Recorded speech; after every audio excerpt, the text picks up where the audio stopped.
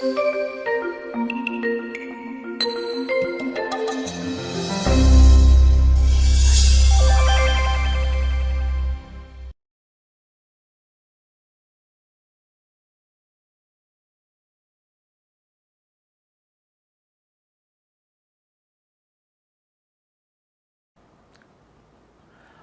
5:1.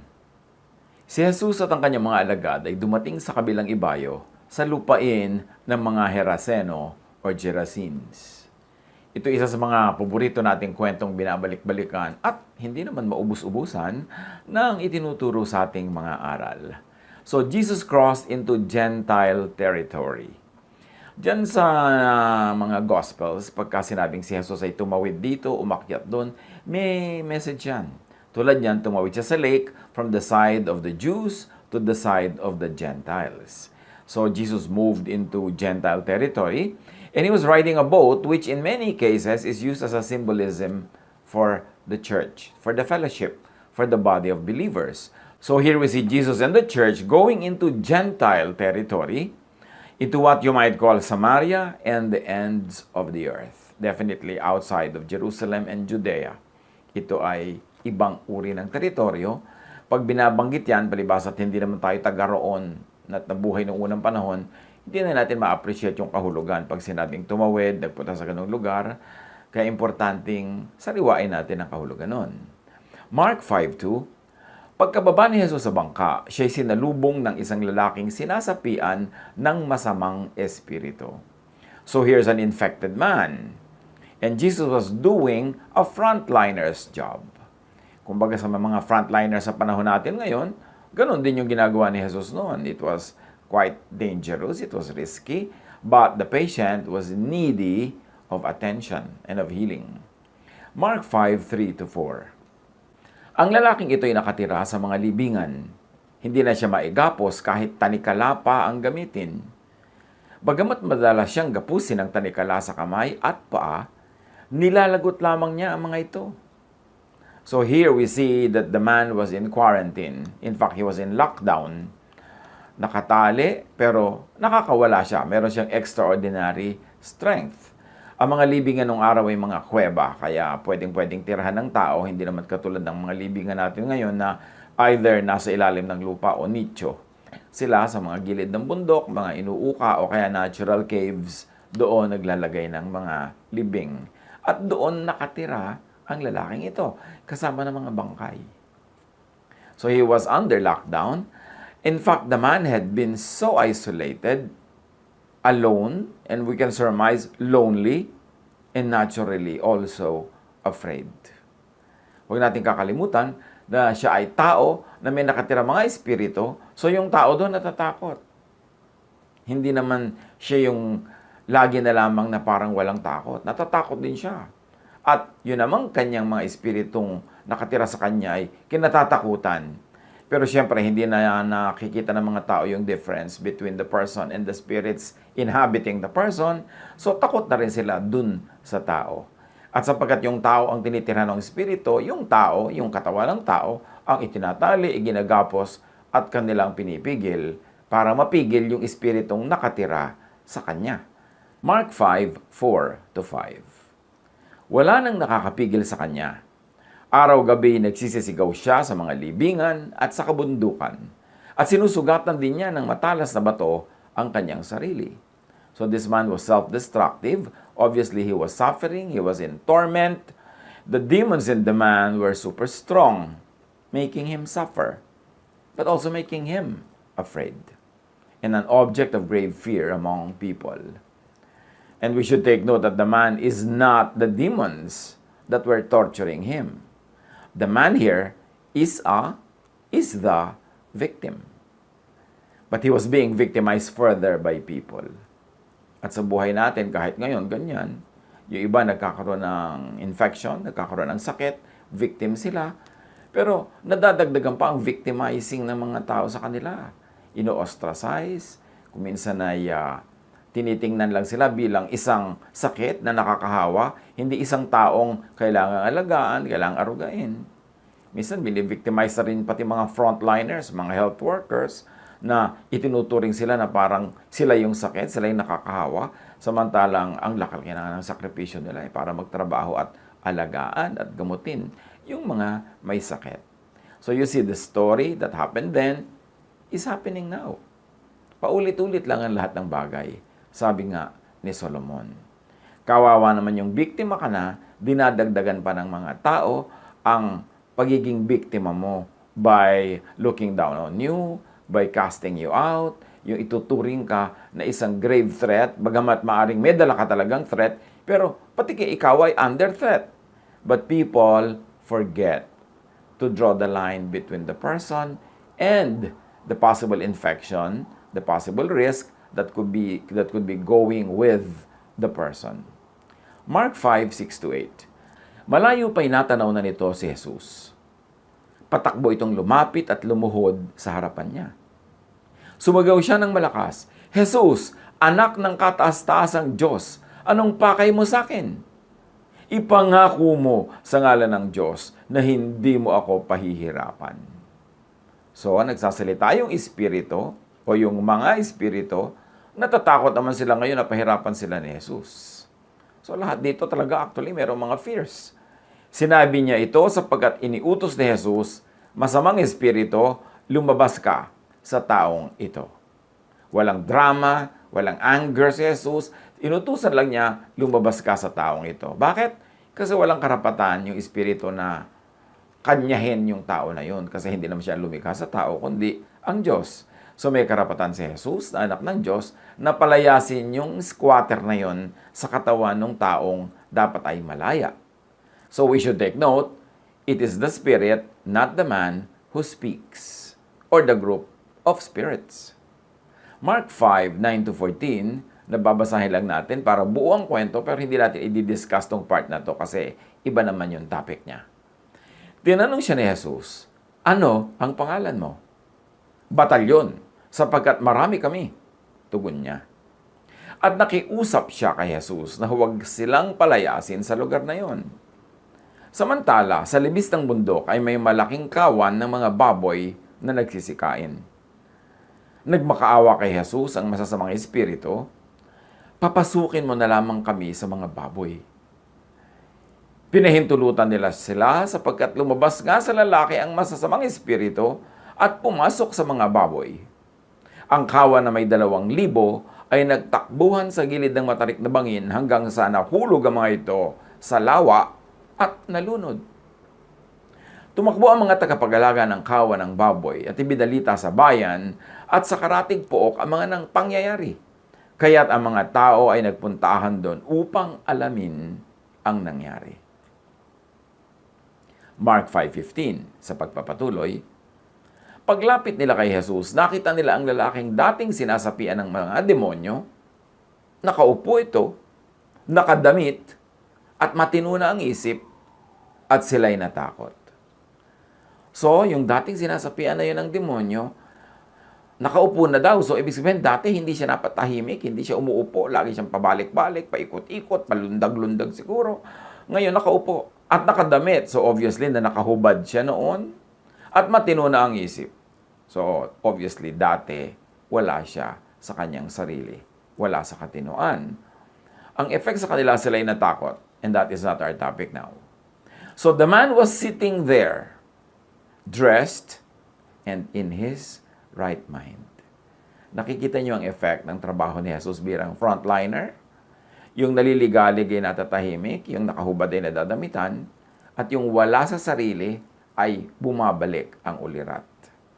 Mark 5:16-17. Isinalaysay sa kanila ng mga nakakita ang nangyari sa dating sinasapian ng demonyo at sa mga baboy. Dahil dito nakiusap ang mga tao kay Jesus na umalis siya sa kanilang lupain. Mark 5:18-20. Nang pasakay na si Jesus sa bangka, siyempre babalik na siya sa kanyang pinanggalingan, nakiusap ang dating sinasapian ng mga demonyo na siya'y isama niya.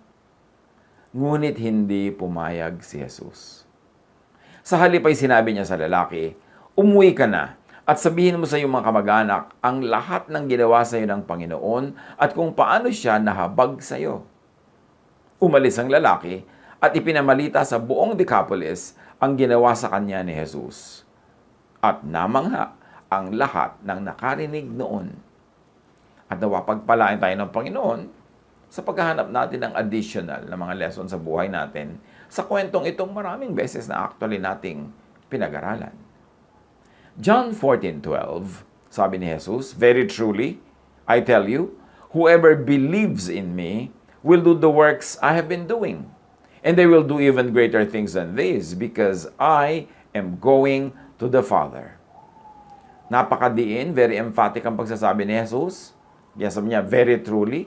Sabi ng ibang version, verily, verily. At sa Tagalog version, dapat sasabihin, sa totoo lang. Sabi niya, sino man ang nananalig sa akin, gagawin ang mga ginagawa ko. Yun daw ang tunay na pagpapatotoo ng pananalig kay Jesus. Hindi sa salita, kundi sa gawa. Ginagawa rin ng tunay na mga nananalig kay Jesus ang mga ginagawa ni Jesus. And if Jesus was a frontliner in this case, then the believers in Jesus are to do frontlining work or frontline work. At sabi nga ni Jesus, mahihigitan nyo pa dapat yung ginagawa ko kasi ako'y uuwi sa Ama. Ilalapit ko kayo, ipapanalangin ko kayo, madagdagan ang inyong kapangyarihan, katulong nyo ako sa inyong mga gagawin, you can do even greater things. What was the frontline work of Jesus that we have seen? Cross to the other side. Whatever other side that is. Cross to Gentile territory. Ang ministry ni Jesus, laging puntahan yung mga walang nagpupunta, dalawin yung walang dumadalaw, lapitan yung walang lumalapit, bigyan ng halaga yung binabaliwala, linisin yung ikinoconsider ng iba na marumi, isali yung puwera, yung laging pumupunta siya sa other side. So kung tayo yung mga nananalig kay Jesus, we do His works, do a Jesus. Do a frontliner. Paging frontliner tayo sa gawain ni Jesus, bring God's blessings to the outsider. Kasi outsider yung tao. Una, nandun siya sa Gentile side, sa Gentile territory. Number 2, tinitirhan pa siya ng masasamang espiritu. Number 3, naka-quarantine and lockdown siya sa libingan. Tinatali-tali siya doon. So, siya yung outsider. Bring God's blessing to the outsider. And bring God's blessing to the insider, but outcast. To the quarantined, to the locked down. Sino mga tao sa inyong buhay, mga kapatid, ang outsider? Maaring sa inyong workplace, sa inyong sariling tahanan, sa inyong social circle, merong maitatawag na outsider. Puwera talaga. Siya talaga ay eche puwera. Ang trabaho ni Jesus, puntahan ang mga ganun. Tapos meron naman insider na pero outcast pa. Member ka na ng family pero hindi ka pa paborito. Lagi ka pang naiiwan, lagi ka pang puwera. Ganon din sa mga work teams. Yung mga because of their lack of resources, lack of whatever, sila ay parang nakagapos. Ang katulad nila ay quarantine, lockdown. Ang trabaho ni Jesus, ang kanyang ministry, puntahan ang mga ganon. So yun ang maganda nating gawin kung sinasabi nating tayo ay mga nananalig kay Jesus. Do a Jesus, do a frontline work. Do a frontliner. Tayo-tayo na siyempre ang mag-iisip kung anong ibig sabihin sa buhay natin ng outsider na pupuntahan, sino yon, at kung saan yung other side of the lake na dapat ay pinupuntahan natin, either physically or psychologically, spiritually.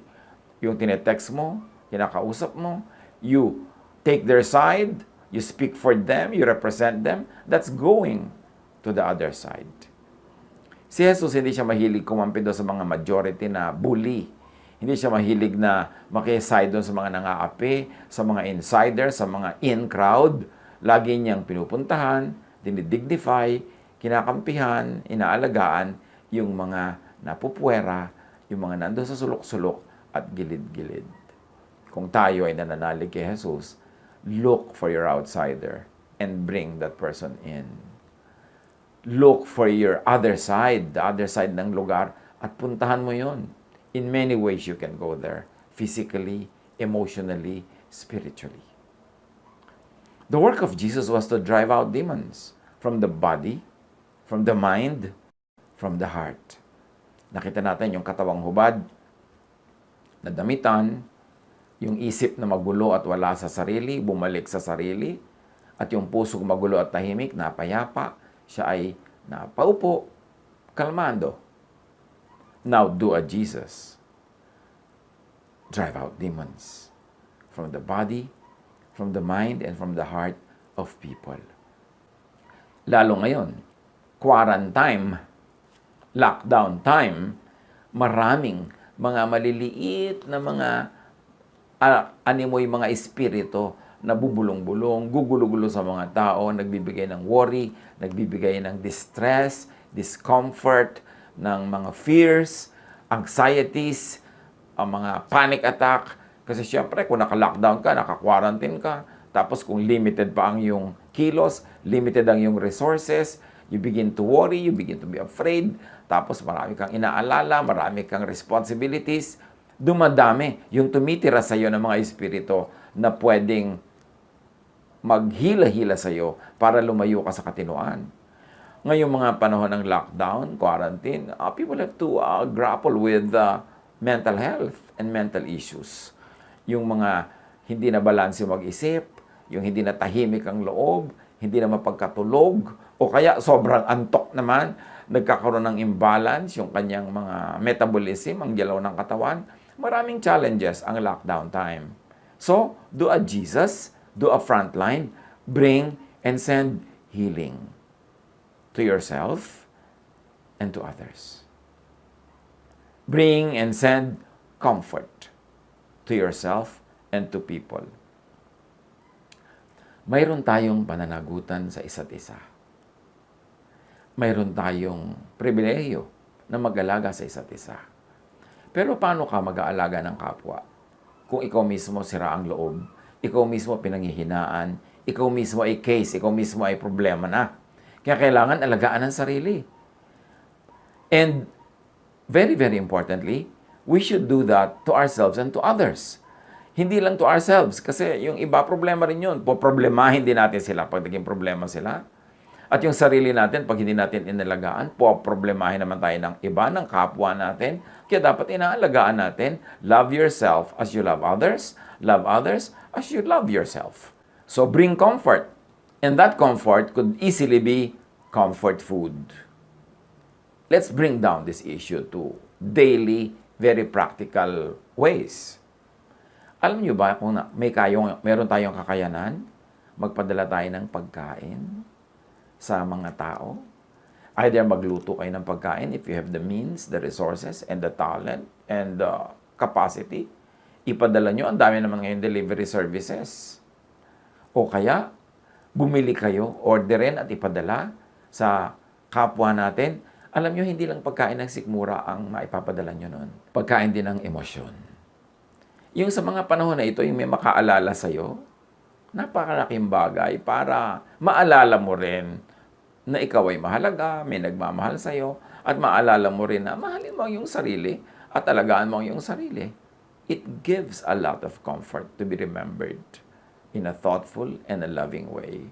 Kaprasong ulam, konting merienda, prutas na ipapadala natin sa kapwa, lalo kung hindi nila afford bumili ngayon. Napakalaking bagay.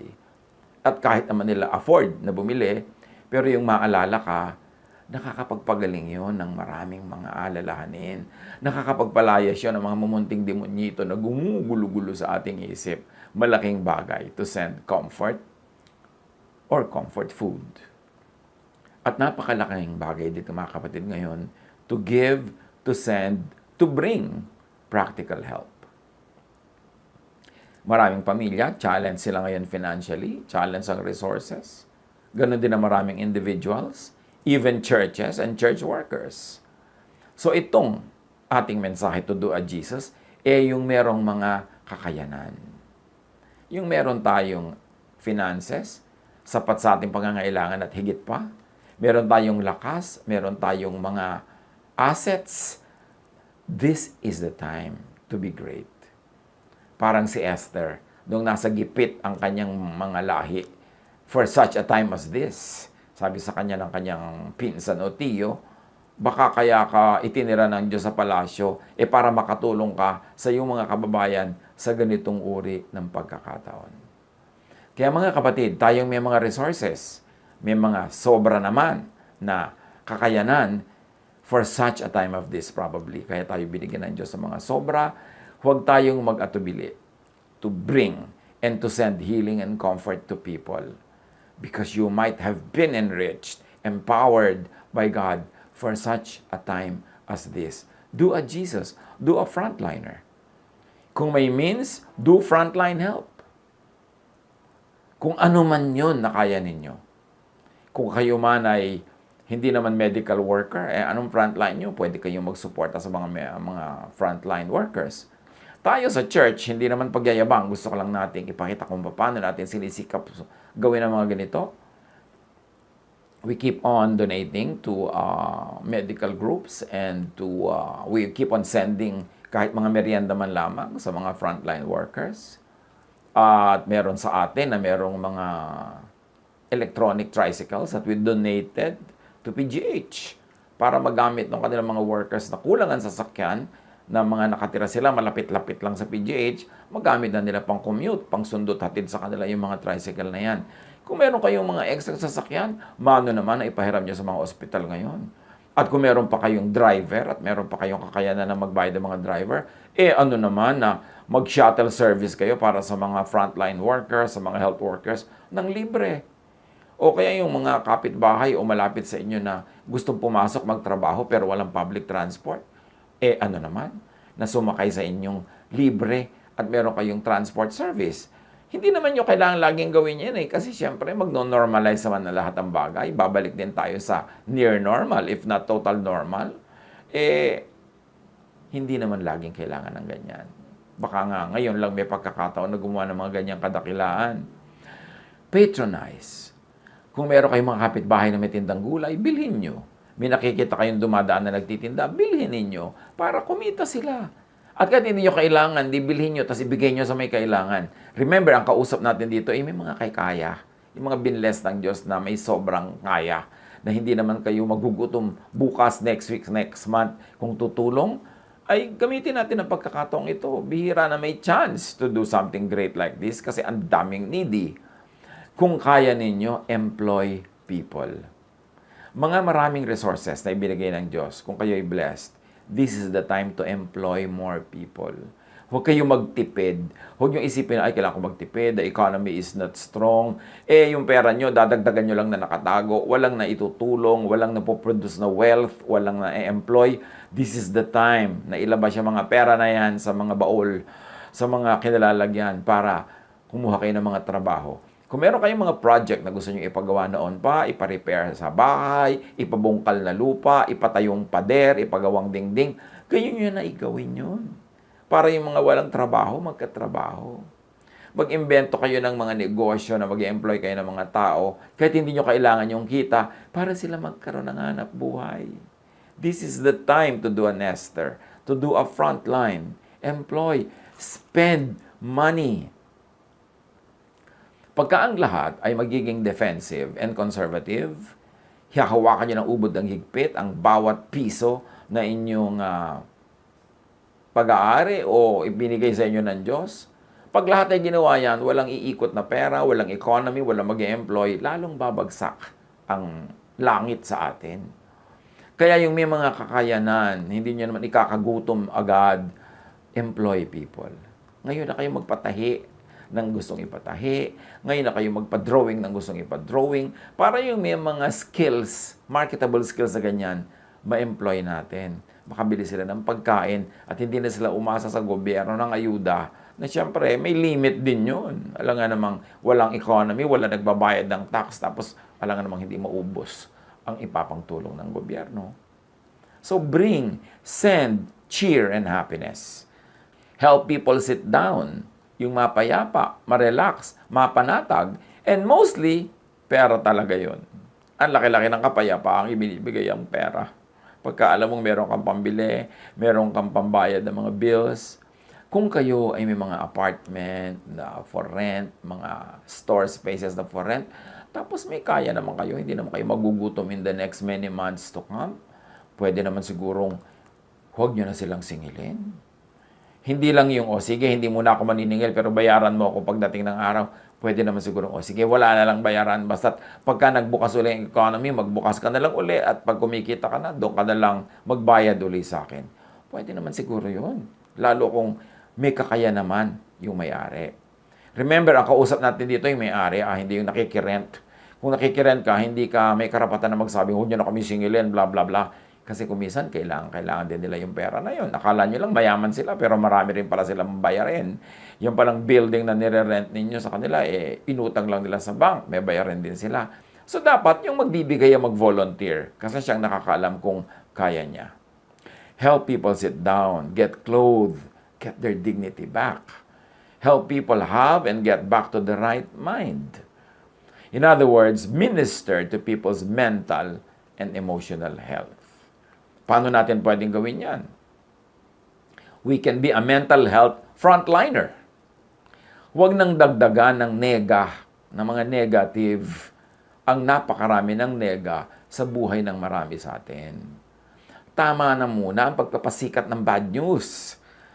Sinasabi na natin yan nung nagsimula ang lockdown pero ngayon gusto nating ulitin kasi marami nagbabackslide. Wala nang ginawa kundi bad news ang pag-usapan. Bad news makes you feel bad. Whatever makes you feel bad is not good for your mental and physical health. It's not good for your emotion. So ceasefire muna ang mga away, mga galit, mga inis. Yung lockdown na nga kayo, quarantine na nga kayo sa bahay, magkakagalit pa kayo, magkakainisan pa kayo, make an effort na to clear the air. Para mas masarap manirahan kasama ang mga kasama kasi hindi kayo nagkakagulo. At bigyan ng kapwa ng mga mga positive. Magkwentuhan kayo ng masaya, alalahanin ng masasaya.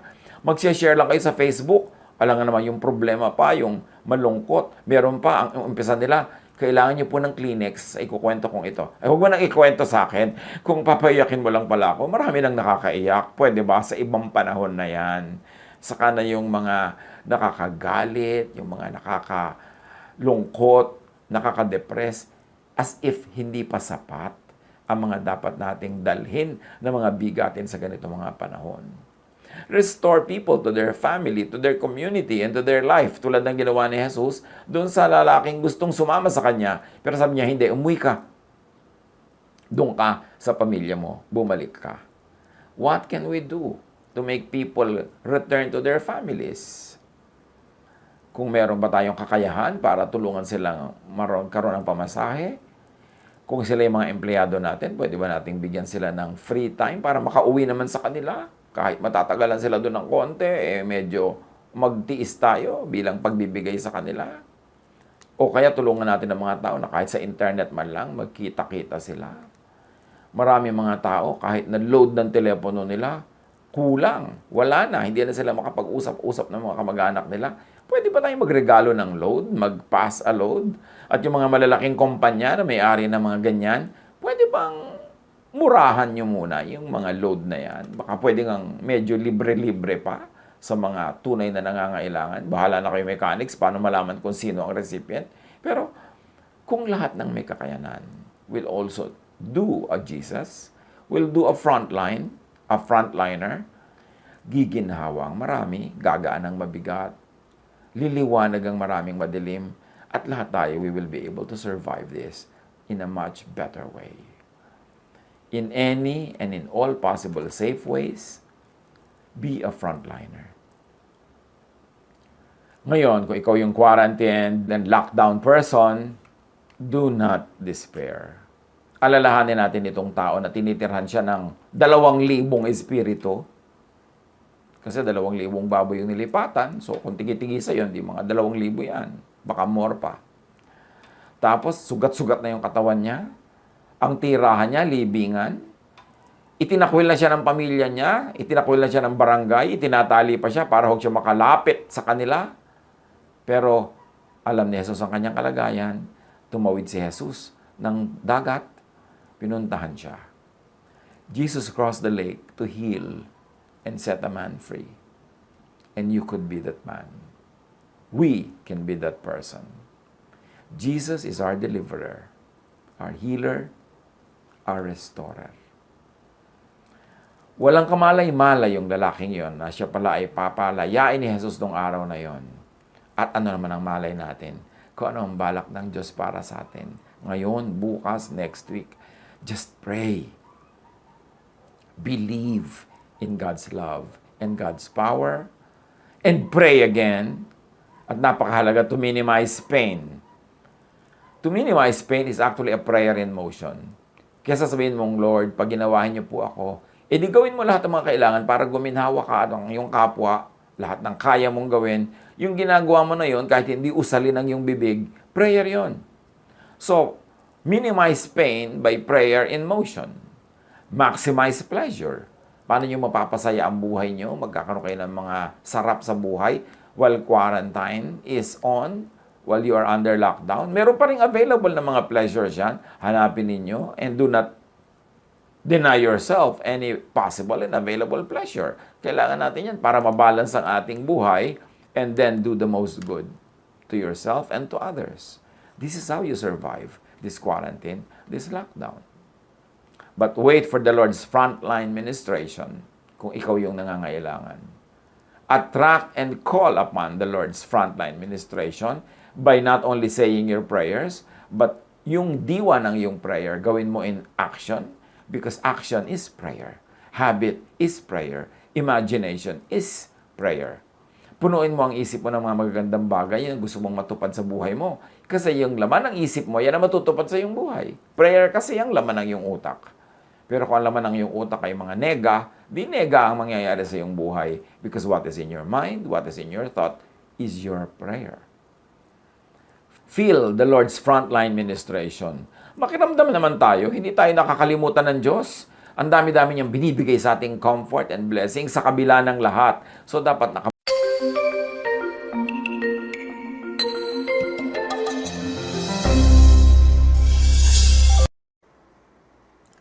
John 8, 3-11. The teachers of the law and the Pharisees brought in a woman caught in adultery. They made her stand before the group and said to Jesus, Teacher, this woman was caught in the act of adultery. In the law, Moses commanded us to stone such women. So, mayroong babaeng nahuli sa akto ng kasalanan at sabi nila, ayon sa batas ni Moses, ay mayroong verse na dapat nasundin at ibato sa kanya hanggang siya ay mamatay. Tulad ng nakikita natin sa illustration. That verses had been weaponized by the ancient Israelites to kill people, to kill sinners, to kill people that they considered sinners or were adjudged as sinners by the law or by their laws. Now, what do you say? Tanong nila kay Jesus. Let anyone of you who is without sin be the first to throw a stone at her, sabi ni Jesus. At this, those who heard began to go away. Gusto nilang batuhin ang babae hanggang mamatay dahil nahuli sa kasalanan at dahil sabi nila, ito ang utos ni Moses. Kaya sinabi naman ni Jesus, o sige, yung qualified ang maunang bumato, yung walang kasalanan. Pero lahat kasi sila disqualified. So, isa-isa silang tumalikod at umalis sa lugar na yon. Walang naglakas ng loob na bumato dahil may kasalanan din naman sila. Pwedeng hindi adultery, baka pride, baka lying, baka arrogance. Kasi gigil na gigil ang mga tao, mga relihiyoso sa sins na may kinalaman sa sex. Pero ang dami nilang pinapalampas at hindi pinapansing ibang sins. Kaya sabi ni Jesus, hindi lang yan ang sin sa mundo, marami pang iba. So sige kayo, suriin niyo mga sarili niyo. Kayong walang kasalanan, maunang bumato, wala namang nakapaglakas loob. Dahil lahat may kasalanan. Lahat disqualified. Romans 3:10-12. As it is written, there is no one righteous, not even one. Romans 3:23, all have sinned. Ang mga relihiyoso ba ay may karapatang lumitis, manghusga, at magparusa, so-called magdisiplina ng mga kapwa-tao nagkasala o hinuhusgahan nilang makasalanan? Sabi ni Jesus, Luke 6:37, do not judge and you will not be judged. Do not condemn, and you will not be condemned. Dapat bang i-judge, i-condemn ng tao ang kapwa-tao? Dapat bang i-judge ng sinner ang kapwa-sinner? Kasi ang linis ng tingin nila sa sarili nila, para kalad ka rin nila yung babae na yun sa public place at babatuhin nila hanggang mamatay. Pero nung kinonfront sila ni Jesus, makasalanan din sila. Kaya hindi sila naglakas loob na ituloy ang balak nilang batuhin ang babae. Hindi nila ituloy ang pagsunod sa law of Moses. Kasi pag sinunod nila, pati sila babatuhin din hanggang mamatay. Kasi lahat naman may kasalanan. So, ang tanong, ang tao ba may karapatang mag-judge ang kapwa-tao? Lalo't ang sinner na tao, meron ba siyang karapatang mag-judge ng kapwa-taong sinner din? The answer, of course, is no. John 8:15-16, you judge by human standards. I pass no judgment on no one. Sabi ni Jesus. Si Jesus nga hindi nag-judge, tao pa. Dapat bang i-judge at i-condemn ng tao ang kapwa-tao? No. But if I do judge, sabi ni Jesus, my decisions are true. Because I am not alone. I stand with the Father who sent me. So even if Jesus would judge, He does not judge by human standards. He does not judge by the law of Moses. He does not judge by religious doctrines. Even if Jesus would judge, He does judge by God's standard, with God the Father. And Jesus says, He does not judge. Luke 12:14, Jesus replied, man, who appointed me a judge or an arbiter between you? Ayaw niya. Luke 12:57, why don't you judge for yourselves what is right? John 12:47, if anyone hears my words, but does not keep them, I do not judge that person. For I did not come to judge the world, but to save the world. Ang linaw ng sinasabi ni Jesus. Kahit daw yung mga tao nakarinig na ng kanyang salita at hindi pa rin sumunod, hindi pa rin niya huhusgahan. Kasi sabi niya, hindi naman ako dumating para manghusga, kundi para magligtas. So ang tanong, kung si Christ hindi dumating para manghusga, kundi para magligtas, bakit maraming Christians are in the business ng panghuhusga?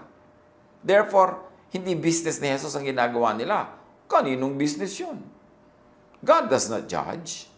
John 5:22, moreover, the Father judges no one, but has entrusted all judgment to the Son. And then Jesus says, I do not judge anyone, but the Son does not judge nga. Dapat bang i-judge, i-condemn by human standards ng tao ang kapwa-tao, ng sinner ang kapwa-sinner? No. 1 Corinthians 4:3, I care very little if I am judged by you or by any human court. Indeed, I do not even judge myself. Sabi ni Paul. So, according to Paul, dapat bang i-judge, i-condemn ng tao ang kanyang sarili? No. Romans 2:1, you therefore have no excuse, you who pass judgment on someone else. For at whatever point you judge another, you are condemning yourself, because you who pass judgment do the same things. Dapat bang i-judge ang kapwa-tao? No. Matthew 7:1-3, do not judge or you too will be judged. For in the same way you judge others, you will be judged. And with the measure you use, it will be measured to you. Why do you look at the speck of sawdust in your brother's eye and pay no attention to the plank in your own eye? How can you say to your brother, let me take the speck out of your eye, when all the time there is a plank in your own eye?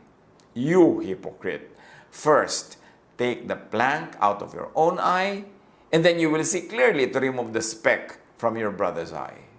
In other words, sinasabi ni Jesus, be perfect muna bago ka mang-judge ng iba. So dapat bang i-judge, i-condemn ng tao ang kapwa-tao, ng sinner ang kapwa-sinner? Dapat bang silipin, alisin ng tao ang puwing ng kapwa kung siya man ay may puwing din? No. Kung may kasalanan ng tao, di ba Diyos lamang ang siyang tanging may kakayanan at karapatang tumimbang at humusga sa Kanya? Psalm 96:13, Let all creation rejoice before the Lord, for He comes. He comes to judge the earth. He will judge the world in righteousness and the people in His faithfulness. So yun daw, pag nag-judge man ang Diyos, in righteousness. Not in cruelty, not in unkindness, not in revenge, but in righteousness. Only God is righteous and faithful, and therefore, only God is judge. Teachers should teach, but should not police or spy or investigate for compliance. Nagtuturo tayo ng mga kabutihan loob, kagandahan, kabutihan, kaayusan, pagiging makadiyos, pero hindi tayo dapat magpulis, magbantay at magmanman sa mga tao kung sinusunod nila yung tinuturo. Colossians 2:16, therefore, do not let anyone judge you by what you eat or drink, and with regard to a religious festival, a new moon celebration, or a Sabbath day. Huwag ka daw magpa-judge sa kapwa mo tao lamang. James 4:11, brothers and sisters, do not slander one another. Anyone who speaks against a brother or sister or judges them speaks against the law and judges it. When you judge the law, you are not keeping it, but sitting in judgment on it. Therefore, teachers should teach, but should not judge. 1 Corinthians 4:5, therefore judge nothing before the appointed time. Wait until the Lord comes. He will bring to light what is hidden in darkness and will expose the motives of the heart. At that time, each will receive their praise from God. 1 Corinthians 10:29, I am referring to the other person's conscience, not yours. For why is my freedom being judged by another's conscience? Sinasabi ni Paul, bakit ba yung laya ko ay huhusgahan mo according to your taste? Bakit mo ako susukatin by your standard? Bakit yung konsyensya mo ang ipapataw mo sa akin? Kung sa konsyensya mo ayaw mong gawin yan, edi huwag mong gawin, pero hindi mo ipapataw dapat sa akin ang konsyensya mo kasi meron akong sariling konsyensya. Teachers should teach, but should not punish those that they teach. Kahit na sa tingin nila ay hindi nakaabot, hindi nakasunod, o lumabag. James 2:12-13. Speak and act as those who are going to be judged by the law that gives freedom, because judgment without mercy will be shown to anyone who has not been merciful. Mercy triumphs over judgment. Nakikita niyo na malinaw na sinasabi ni Paul? Magsalita ka, kumilos ka, bilang tao na tatanggap ng mga batas na nagpapalaya, na susukatin sa batas na nagpapalaya. Because judgment without mercy will be shown to anyone who has not been merciful. Yun daw hindi mapagpatawad, hindi maawain, hindi mabait, yun din ang tatanggapin nila. At sabi, mercy triumphs over judgment. Ang habag ang nangingibabaw kesa sa judgment. Pero bakit marami ang hilig-hilig mag-judge kahit nasa in the process, hindi merciful? 2 Corinthians 2:7-8. There was an unnamed person that caused the church and the writer a lot of grief. He was punished, not mentioned how, and the writer urges the members to forgive him. So yung church merong pinaparusahan, may dinidisiplina dahil may nagawang kasalanan. Pero itong writer, si Paul, sabi niya, now, instead, you ought to forgive and comfort him, so that he will not be overwhelmed by excessive sorrow. I urge you, therefore, to reaffirm your love for him. Muli niyong ulit-ulitin sa kanya na mahal niyo siya at ipakita niyo yon kasi sobra na niya yung napahirapan ng loob niya. Siya ay iginugupo na ng sobrang hirap ng loob. Ecclesiastes 12:14, for God, not anyone else, will bring every deed into judgment, including every hidden thing, whether it is good or evil. At dahil makapangyarihan ng Diyos, hindi ba niya kayang tumimbang at humusga? At kung kailangan magparusa sa talagang dapat parusahan at disiplinahin? Yes. Yes na yes. 1 Samuel 24:12. May the Lord judge between you and me, and may the Lord avenge the wrongs you have done to me, but my hand will not touch you. So may bahala na ang Diyos sa iyo, pero hindi ako magbubuhat ng kamay sa iyo. Diyos ang bahala. Diyos ang bathala. 1 Samuel 24:15, May the Lord be our judge and decide between us. May He consider my cause and uphold it. May He vindicate me by delivering me from your hand. Lahat ipinapasa Diyos. 2 Chronicles 19:7, Now let the fear of the Lord be on you. Judge carefully, for with the Lord our God there is no injustice or partiality or bribery. Isaiah 33:22, For the Lord is our judge, the Lord is our lawgiver, the Lord is our king, it is He who will save us. So hindi sinabing it is He who will judge and condemn us, it is He who will save us. And how can God save? Why will God save? Siya naman ang lawgiver. So siya rin ang pwedeng mag-provide ng forgiveness. And He will save us even from the law. Kailangan ba talagang tulungan at madalas ay pangunahan pa ng tao ang Diyos sa paghuhusga at pagpaparusa sa nagkakasala? No. Job 21:22, Can anyone teach knowledge to God, since He judges even the highest? Job 34:23, God has no need to examine people further, that they should come before Him for judgment. And 1 Chronicles 16:14, He is the Lord our God. His judgments are all in the earth. Could this be referring to natural law, which is impartial? It is really just and by the book. It is on automatic. Kasi pag may ginagawa tayong mali, may bunga agad na mali. Yun na ba ang judgment na sinasabi? Na automatic, it is on the earth? Kasi natural law yan. At laging umiiral. Pag ba yung natural law nagbigay na ng judgment, kailangan pang dagdagan ng tao, madodoble na yung parusa. Double jeopardy na ang tawag dyan, kahit in the court of law. Pag tao ang judge sa kapwa-tao, pag religion or religious ang judge sa religious offenses and offenders, ang bunga, disaster. Tulad ng mga Christian martyrs. They were judged by their fellow men, whether the judgment was religious or political or social or all of it, disaster ang nangyari ng mga tao ang naguhusga sa kapwa-tao. Sa mga religious wars, halimbawa, mga wars between Protestants and Catholics, nagpapatayan, nag-uubusan sila all in the name of God because they judge one another as wrong, as evil. Napakasama ng bunga pag ang tao nagja-judge sa kapwa-tao, especially on religious and spiritual matter.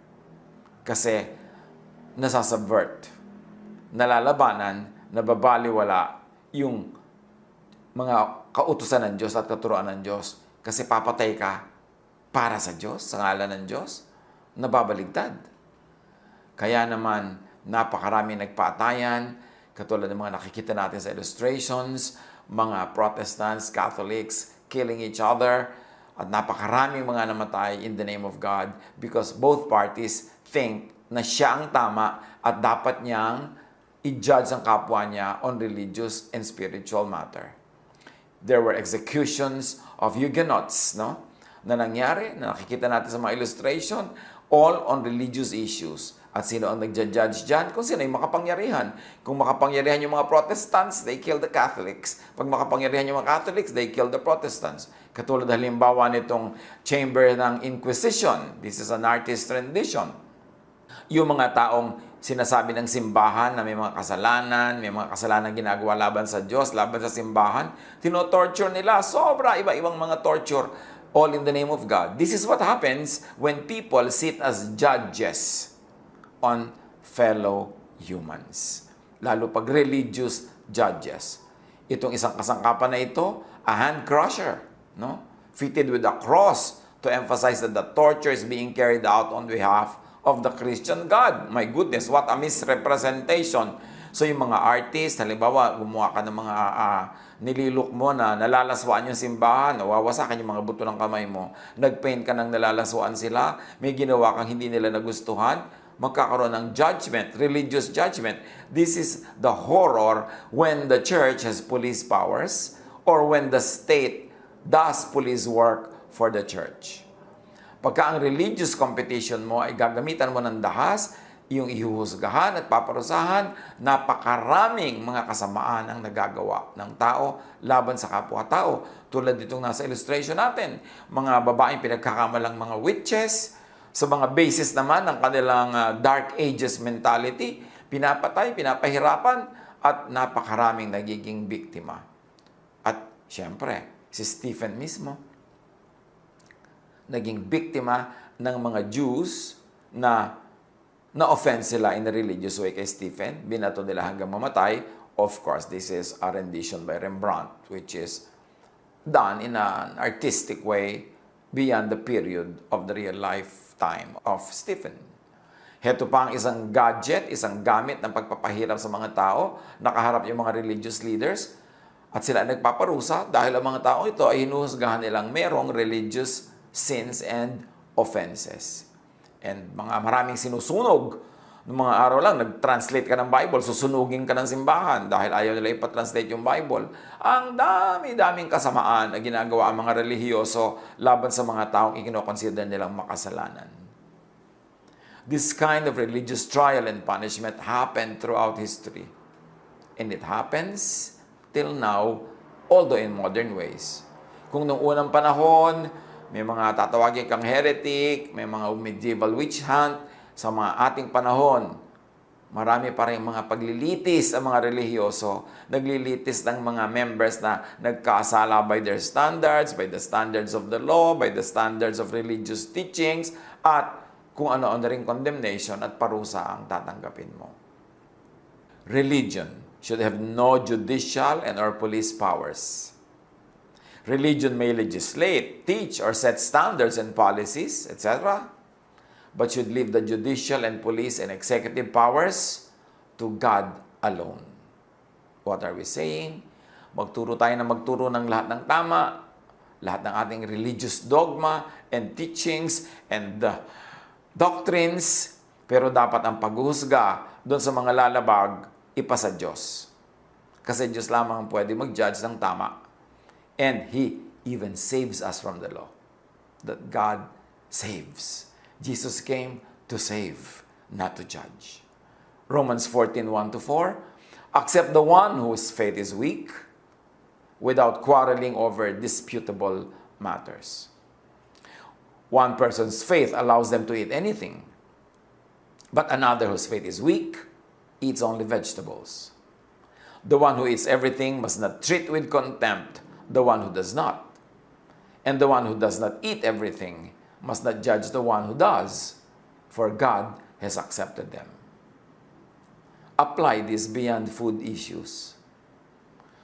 Hayaan ng mga tao na i-process ang mga katuruan. Ito'y sundin at different levels according to their conscience and capacity. Bantayan mo ang sarili mo, hindi ang kapwa mo. Pati nga, sarili mo, hindi mo dapat dinajudge Because Jesus came to save, not to judge. Why will we be in the business of judging and punishing sinners? Who are you to judge someone else's servant? To their own master, servants stand or fall. And they will stand, for the Lord is able to make them stand. God makes people stand, not fall. God saves, not condemns.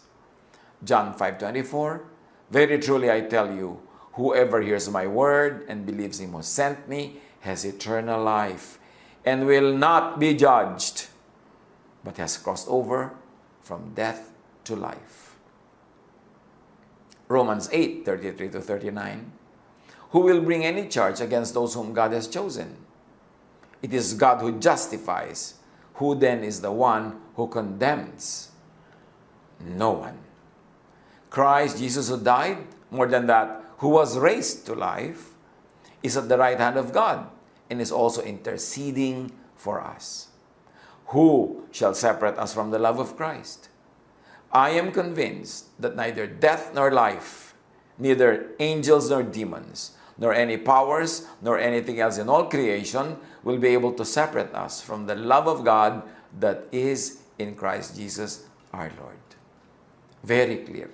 Pagkarami-rami nating binasang verses, At pagkarami-rami nating illustrations na ipinakita, ang disaster, pag ang religious people judge fellow humans, lalo na yung ginajudge nila by religious standards. Let us teach, yes. Umakay tayo, yes. Mag-encourage tayo, yes. Let us model an ideal that we believe is the ideal, yes. Pero hindi natin kailangan parusahan, saktan ang mga taong sa tingin natin ay nagkukulang sa pagsunod sa mga katuruan na yon. It is up to God to do the judging. And God saves. God does not judge, according to the many verses that we have already read. Pagka ba ang tao ay natuto ng mga verses, kailangan talaga siya maging judgmental? Kailangan talaga siya maging self-righteous?